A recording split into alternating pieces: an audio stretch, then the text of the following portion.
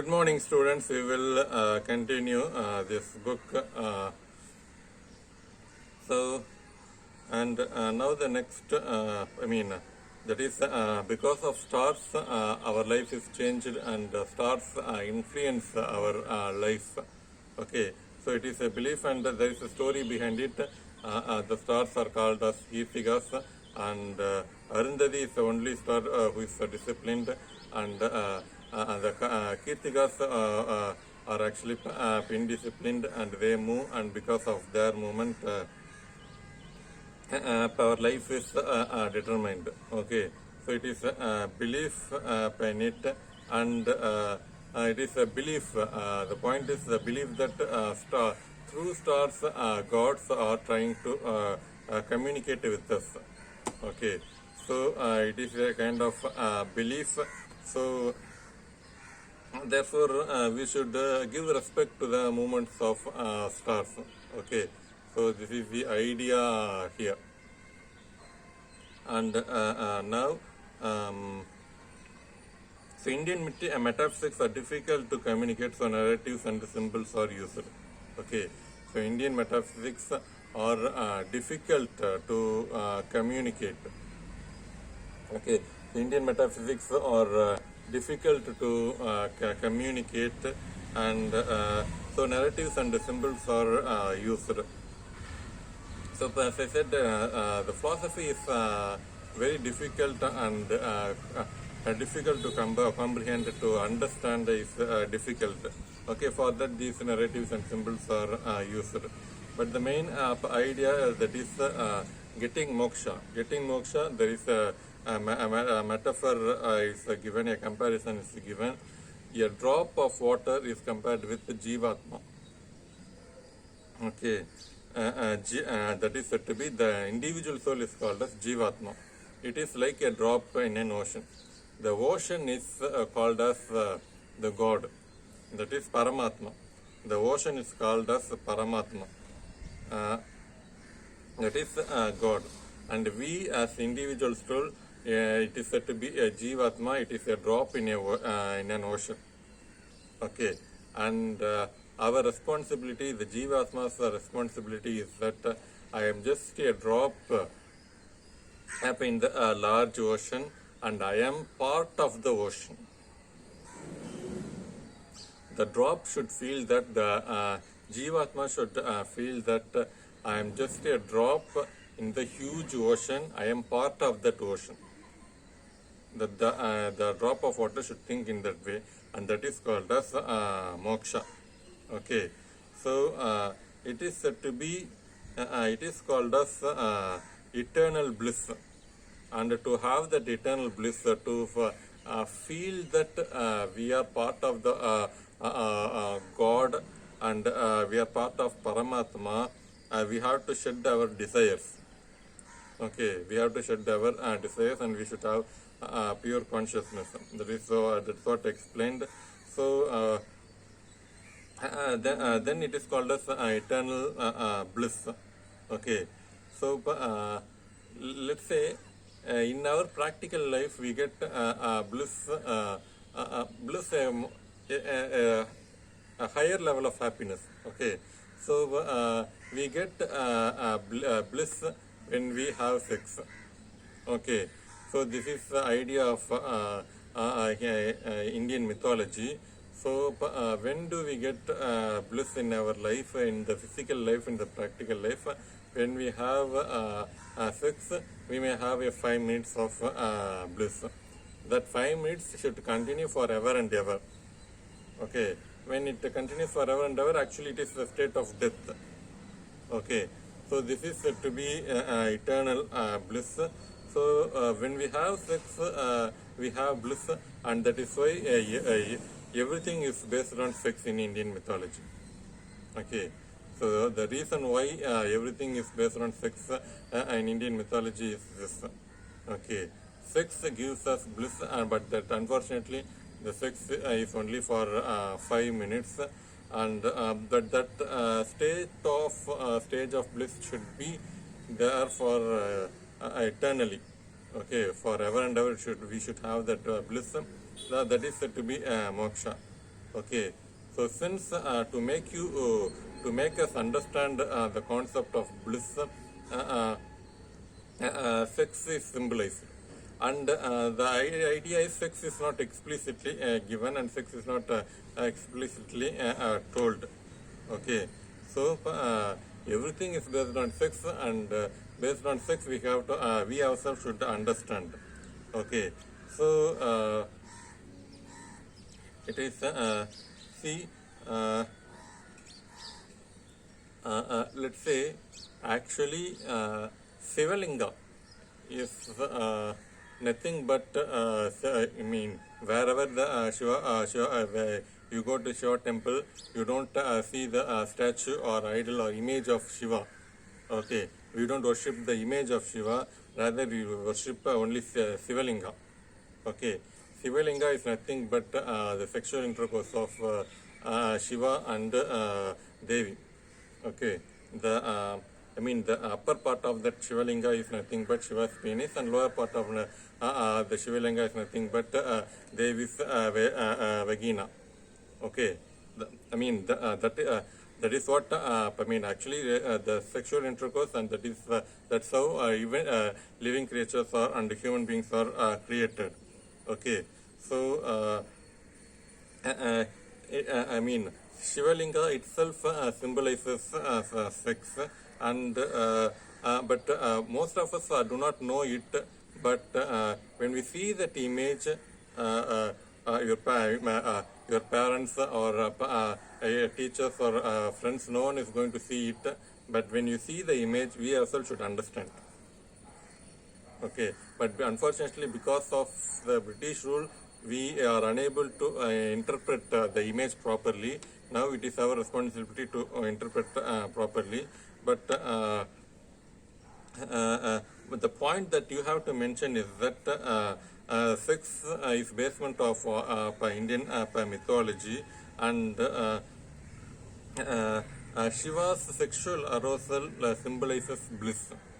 Shiva's Sivalinga symbolizes bliss. Okay, Sivalinga symbolizes bliss. Okay, Shiva's sexual arousal symbolizes bliss. So indicating that we should give importance to moksha, attaining moksha. Okay, so this is the idea here. Okay, and to let's say even in our real life we should give up our ego. Okay, so well, okay, let me say let me explain you frankly. See, when I want to have sex with my wife, and I have to shed my ego. Okay, ego in the sense, see, I am a husband, I am superior to you. Likewise, if this mentality is there, then I cannot have that 5 minutes of bliss. Okay, so my full focus should be on enjoying the moment. Okay, so when I want to enjoy the moment, there is no point that yes, I am a male, I am a husband, I have this social status. When you have this mentality, you will never be able to have that bliss. Okay, so therefore, giving up our ego, we have to shed our ego. Even when you want to have sex with your husband or wife, we have to shed our ego. Therefore, throughout our life, we should never have a ego. Then only you can get moksha. Okay, so this is the idea of Indian mythology. Okay, so we have to give up our ego, and so let's say Shivalinga. Actually, I myself explained what is Shivalinga. Okay, but this is actually wrong. Okay, we ourselves, a boy or teenager, when we sincerely worship Shivalinga, we ourselves should understand this.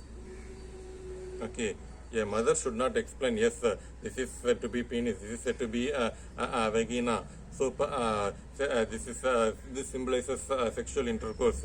Because of sexual intercourse only living creatures are created. As we have sex, we have to give up our ego. We ourselves, these ideas we ourselves should understand. That is what Indian mythology says. Okay, on every symbols, on every narratives, subtly sexual symbol is given, and why? Because we all want to know about sex, and we all to our mind wants to give importance to sex. Okay, at the same time, it should not be explicitly done. Okay, then lots of problems and controversies we will have. Okay, see, actually in Tamila, not the in TV, but in WhatsApp, in Facebook, I saw it. Okay, let's say the concept of course, it's not given in the book. Other points are given in the book. The concept is living together. We cannot have living together. Okay, the problem is when the girl gets pregnant, and as they had living together relationship, the boy can simply claim that I am not responsible for this. Okay, and the girl also can simply desert her own child. When this continues, then everything is going to be collapsed. Even today, the law says that I can give my property to my daughter. I am married to a girl, and a child is a girl baby is born. Whatever the property I have the full right to give my property to my daughter, and she also can claim my property. Okay, in case I don't without marrying a girl, I had a relationship with another girl, and another daughter is born, and she is said to be illegitimate child, and she can never claim my property. She doesn't have right. Constitution doesn't give any right to those illegitimate child. Okay, so those days there is no concept of DNA. Okay, the mother alone can say that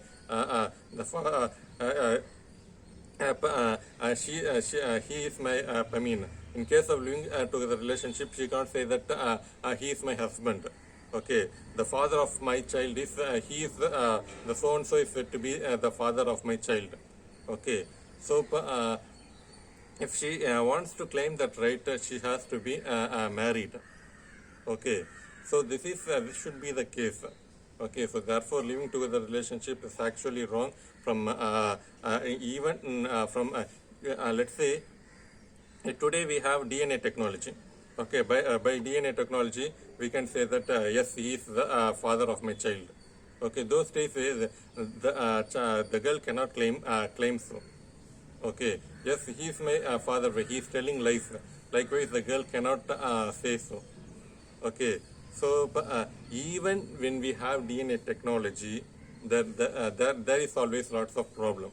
Okay, so we cannot accept living together relationship, and we have, when there is a couple of living together relationship without marrying, they live together, we have to condemn them, we have to stop them. Okay, that's what one lawyer explained in that show, in that video.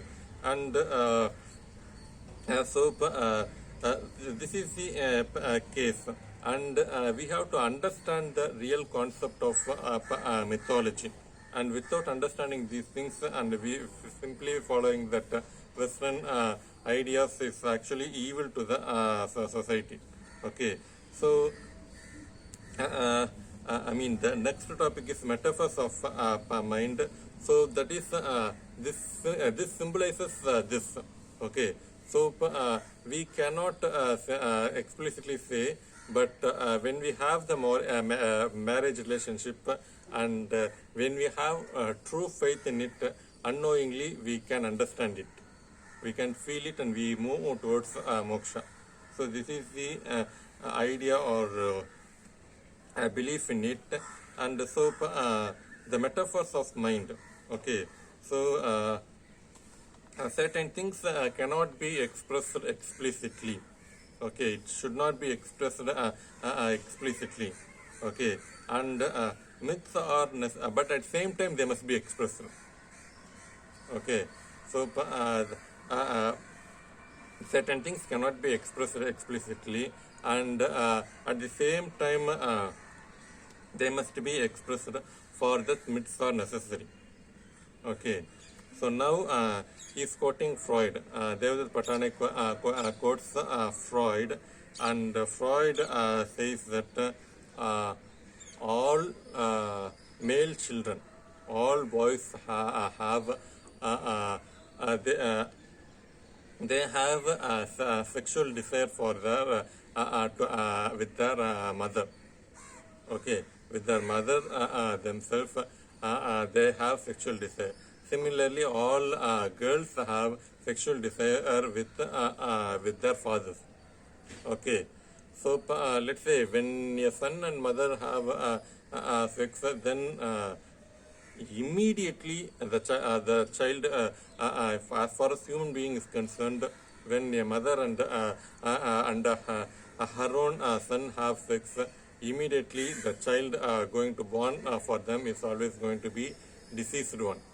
It cannot live. Okay, scientifically it is proved. Okay, similar likewise for father and daughter also. For that purpose we avoid. Okay, even marrying the cousin itself we have problems. Likewise scientifically they are proving it. Okay, so similarly brothers and sisters also cannot marry, but we have strong urge for their mother and for our father. Okay, so Sigmund Freud was the first to say this. Okay, but it is there in Greek mythology and also in Indian mythology also. In a subtle way, the characters express their desire for the sexual desire for the mother or father. Okay, how the stories are expressed in Oedipus Rex and in most of the Greek mythology, son kills a father. Okay, in Greek mythology, a son kills a father. Why this? So when I want to have sex with my mother, father is my most important enemy. Okay, if I kill my father, there is no problem. Okay, this is not said. Even with our friends, we did not we haven't said these things. But Freud strongly says that in your unconscious mind, this is the reality, and that is why boys do not like their fathers and they always like their mothers. Okay, scientifically, why all boys always like their mother, not their father? This is the reason. Sigmund Freud scientifically proved this. Okay, in Greek mythology also, this is the reason. Okay, we don't like father. Okay, so that is why in most of the mythologies in Greek, a son kills his father. Okay, the pattern is reversed in Indian mythology, but Indian mythology also believes that sons, boys have always have a kind of sexual desire with their mother, and but the myths, the stories constructed are reversed to Greek mythology. In Indian mythology, father always kills son. Okay, that is how Indian mythology is constructed. Okay, but at the same time, underlying idea is that boys always have sexual urge with their mother. Okay, that is the real meaning in it. Even with our closest friends, consciously, definitely consciously, we do not have that idea. Okay, yes, I have sexual desire with my mother. Even consciously, we do not have it, but in our unconscious mind, we have this. Freud also believed it. All the myths, Greek mythology, Indian mythology, the stories are constructed based on this fact. Okay, So similarly for daughters also, all daughters are sexual urge with their fathers. This is the reality. Okay, though it is not even a conscious mind, this is, we don't have this, but Freud and Adler and all the mythology constructors, everything is based on this principle. Okay, so why the father always kills the son's son? It is because of this. Okay, so we cannot when I have this when I have the strong sexual desire for my mother, and how can I satisfy? Either I kill my when I hear the story that the son kills father, I am so to a certain extent I am satisfied. See, for example, I want to dance with 100 girls. When I hear the story, yes, Krishna is dancing with 100 girls. Simbu is dancing with 100 girls. When I see these pictures, when I see the movie Manmadan, and Simbu is having sex with many girls in that movie. When I see these kinds of movies, then my desire is to a certain extent satisfied. Okay, so for that purpose only these myths are said and it is told to us. See, as far as Indian mythology is concerned, the father kills the son. Say, for example, in Mahabharata, the king Santanu. Okay, Bhishma. Yes, I will not marry any girl, and I will sacrifice my own sexual desire. Okay, he promised. Okay, so that his father can marry another girl. Okay, so the story is indicating that all sons should obey the father. Obedience is a thing. Okay, so when we do this, society is balanced. Okay, though the father is my enemy, I must simply give up. I simply yield to my father. Okay, then so this is the reality. Though I don't like it, when this is the reality, let me accept it. Okay, so this is the idea of Indian mythology, and that's why the son always sacrifices for his father. Okay, so the son sacrifices life for his father, or the father kills his own son. Okay, in Harichandra also this is the idea. Okay, so in Indian mythology, the father is the dominator, and the sons should sacrifice their desire for their father. Okay, the reason is this is the reason. And Jung, he is supposed to be the he is supposed to be the student of Freud, Jung, Jung, and he further extended what Sigmund Freud said. Okay, let me continue in next video. Okay, thank you.